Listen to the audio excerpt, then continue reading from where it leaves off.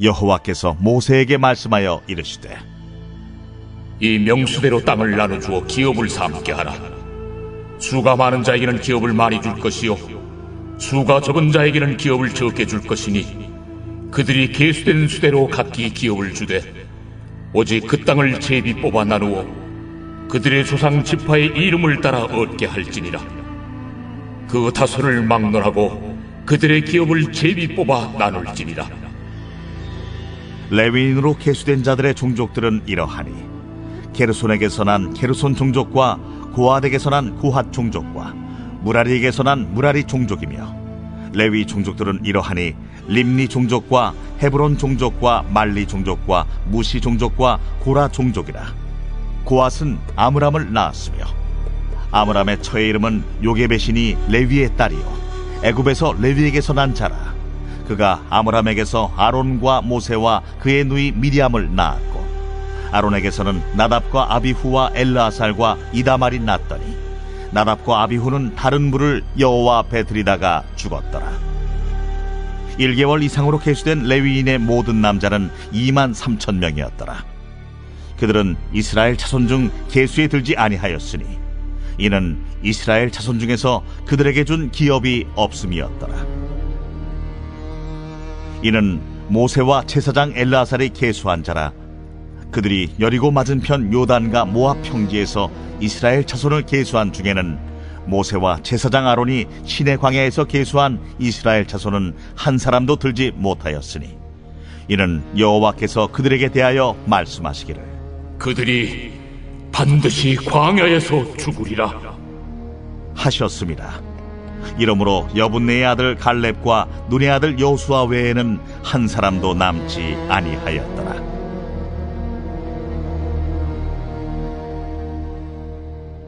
안녕하십니까? 8월 2일 금요일 말씀 묵상 시작하겠습니다. 민수기 26장 52절부터 65절까지 말씀을 읽으셨는데요.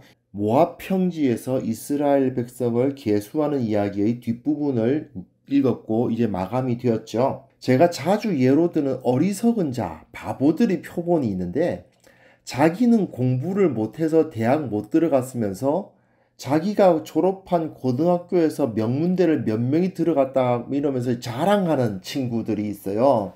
제가 보면 참 한심하거든요. 아니 정작 네가 그 학교 나왔다는 건 알겠는데 정작 자기는 좋은 대학 못 갔으면서 우리 학교에서 서울대 몇 명 들어갔다 이거 자랑하고 있어요. 그게 무슨 의미예요? 그런데 교인들 중에서도 이런 식의 잘못된 태도를 갖는 경우가 있습니다. 자기가 어느 교회를 다니느냐를 가지고 자랑을 하고 있는 거죠. 자기가 다니는 교회가 한국 교회에서 유명한 교회다. 우리 교회 목사님 대단한 분이시다. 뭐 이렇게 자랑을 합니다. 그런데 그 목사님이 대단하신 분인 것도 알겠고 그 교회가 유명한 교회인 것도 알겠지만 정작 자기 자신이 신앙생활을 잘하고 있느냐, 정말 나 자신, 그 사람 자신은 거룩한 삶을 살고 있느냐, 이건 다른 문제 아닙니까? 근데 자기는 제대로 살지도 못하고 신앙생활 제대로 하지도 못하면서 자기 다니는 교회를 자랑해요. 우리 목사님 자랑해요. 그리고 그 목사님의 인격이 훌륭하시니까 나도 신앙생활 잘하고 있다고 착각해요. 내 친구들이 좋은 학교 많이 들어갔으니까, 그리고 나도 그 학교를 나왔으니까 나도 꽤 괜찮은 사람이라고 착각하는 거죠. 이런 부분에 대해서 하나님께서는 과연 인정하실까요? 우리 신앙생활을 내가 좋은 교회를 다니고 있으면 하나님께서 내 신앙 인정하실까요? 이게 바로 문제인 거죠. 모압 평지에서 하나님은 마치 신의 광야에서처럼 이스라엘을 계수하셨습니다. 그리고 어제 본문이었죠. 이스라엘을 다 계수해 보니까 별로 차이가 안 납니다. 40년 동안 이스라엘의 60만 대군이 그대로 보존되었다는 사실을 어제 본문, 너무 길어서 좀 힘드셨겠지만 어제 본문을 통해서 우리는 알 수 있었습니다. 그러나 신의 광야에서 계수된 사람들의 숫자와 모압 평지에서 계수된 사람들의 숫자는 거의 차이가 나지 않았지만 사실은 시내 광야에서 계수된 사람들과 모압 평지에서 계수된 사람들은 완전히 달랐다. 이게 오늘 본문이거든요. 52절부터 56절 보시면 하나님께서 그 땅을 주셨다는 사실을 보여줘요. 하나님께서는 요단강 건너서 그 땅을 차지하기도 전인 지금 모압 평지에 있음에도 불구하고 이스라엘로 하여금 그 땅의 경계를 정하게 하고 계십니다. 다 차지하고 난 다음에 땅을 정하는 것이 아니라 차지하기도 전에 그 땅을 미리 정해 놓습니다. 하나님께서 이 땅을 확실하게 주신다는 것을 증명해 주는 거죠. 그리고 57절부터 62절에는 1장에서 그러니까 시내 광야에서 이스라엘 12지파를 다 계수하고 끝나고 난 다음에 레위인을 다시 계수했거든요. 그것과 똑같이 레위인을 계수하는 모습이 보이는데요. 그런데 57절부터 59절까지 쭉 그 레위인에 대한 이야기들이 나온 다음에 61절에 나답과 아비후가 다른 불을 여호와 앞에 들이다가 죽었다는 사실을 명시해 두고 있습니다. 하나님께서 이스라엘 백성 12지파를 그대로 60만 대군을 그대로 보존해 주셨을 뿐 아니라 그 60만 대군 안에 들어가지 못하는 레위인들도 그대로 보존해 주셨다는 사실을 기록했지만 나답과 아비후는 죽었다라는 사실을 강조해 주고 있는 거죠. 이게 굉장히 여기서 중요한 메시지로 등장합니다. 레위 지파도 보존하셨어요. 이스라엘을 보존하셨습니다. 그러나 레위 지파도 보존하셨습니다. 그러나 나답과 아비후 같이 다른 불을 하나님 앞에 드리려고 했던 자는 그 기업을 받지 못하고 광야에서 죽었다라는 사실을 강조하고 있는 거죠. 63절부터 65절이 이 26장의 결론이라고 할 수 있거든요. 앞에서 모든 사람들 다 계수한 자다. 이렇게 계수가 다 끝났다. 시내 광야에서 60만 대군이었고 모압 평야에서도 60만 대군이었다. 이 둘의 차이가 거의 없는 것을 보면 하나님께서 40년간 온전히 지켜주셨다. 그러나 시내 광야에서 계수한 이스라엘 자손은 한 사람도 들지 못하였다. 결론이 이겁니다.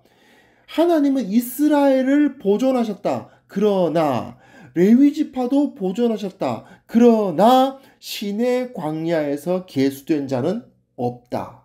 갈렙과 여호수아 외에는 한 사람도 남지 않고 모두 광야에서 죽고 그 가나안 땅으로 들어가지 못했다라는 것이 26장의 결론입니다.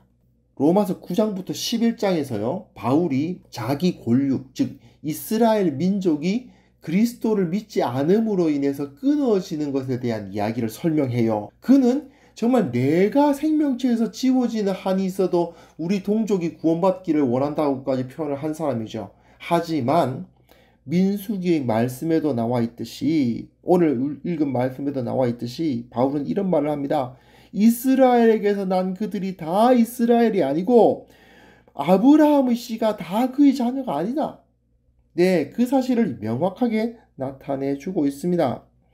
하나님은 약속을 지키셨습니다. 이스라엘을 온전히 구원하셨고 가나안 땅으로 인도하셨고 그들 중에서 거의 충난 사람이 없을 정도로 지켜 보호하여 주셨습니다. 40년 동안 그 광야에서 신실하게 그들을 보존하셨어요. 하지만 하나님을 믿지 않고 거역했던 자들은 모두 광야에서 엎드러진 겁니다. 하나님은 교회를 하나님의 백성으로 삼으시고 교회를 통해서 세상을 통치하시는 영광을 드러내실 것입니다. 하지만 내가 교회에 소속되어 있다고 해서 내 이름이 교적부에 올라가 있다는 이유로 나도 그 영광을 받을 수 있을 것이라고 착각하면 안 됩니다. 나는 믿음으로 살지 않는데, 나는 하나님의 백성답게 살지 않는데, 내 주위에 내가 다니는 그 교회 주위에 다른 성도들이 거룩하게 산다고 해서 나도 그 혜택을 볼 거라고 착각하면 안 됩니다. 내 주위에 있는 친구들이 아무리 좋은 학교 많이 갔어도 나는 공부 못하면 떨어지는 겁니다. 마찬가지입니다. 우리는 그런 어리석은 착각에서 벗어나야만 합니다. 하나님 나라의 영광을 맛볼 자는 하나님의 언약을 믿고 주님이 보여주신 그 말씀의 길을 걸어가는 사람들이 그 영광을 맛볼 수 있는 겁니다. 그런 자격을 가지는 겁니다. 이런 믿음을 다시 한번 확인할 수 있었으면 좋겠습니다. 내가 좋은 교회 다닌다고 해서 좋은 신자인 것은 아닙니다. 우리 목사님이 훌륭하시다고 해서 내 믿음이 훌륭한 건 아닙니다. 이걸 온전히 깨달으시고 정말 깨어서 하나님 앞에 온전히 바로 서는 우리 모두가 되었으면 합니다. 하나님 아버지, 주님께서 우리를 붙들어 주시고 어리석은 생각에서 벗어나 오직 하나님을 바라보는 그 믿음으로서 바로 서게 하여 주시옵소서. 모압 평야에서 이스라엘은 보존되었지만 레위 지파도 보존되었지만 그러나 시내 광야에서 계수된 자는 단 2명밖에 남지 않았다는 사실을 다시 한번 기억하면서 마음에 깨어서 하나님 앞에 온전한 모습으로 서려고 노력하는 자들 되게 하여 주시옵소서.